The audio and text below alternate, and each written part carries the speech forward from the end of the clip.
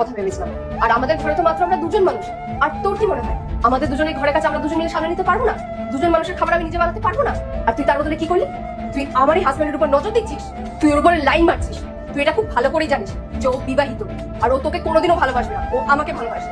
কিন্তু এক সেকেন্ড, যদি এটাই আসল কথা হয় তাহলে তুই সেদিন রাতে আমাদের আমেরিকায় কি করতে গেছিস? তুই কি চুরি করতে গেছিলিস? না না ম্যাডাম, মানছি আমি স্যারকে পাগলের মতো ভালোবাসি, কিন্তু চুরির মতো এরকম জঘন্য অপবাদ আমার নামে দেবেন না।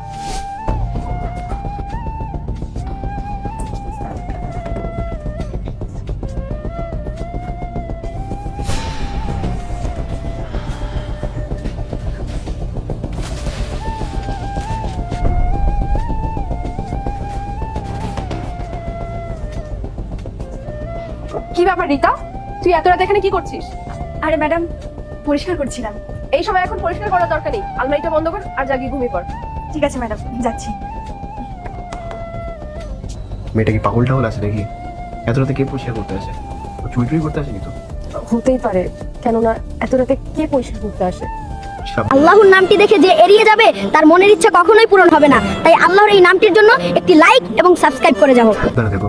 আর হ্যাঁ, ওটা আলমারিটা একবার ঠিক করে চেক করে নিও সবকিছু ঠিকঠাক আছে কিনা।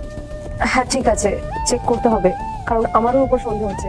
ঠিক আছে, তুমি এখন ঘুমিয়ে পড়ো।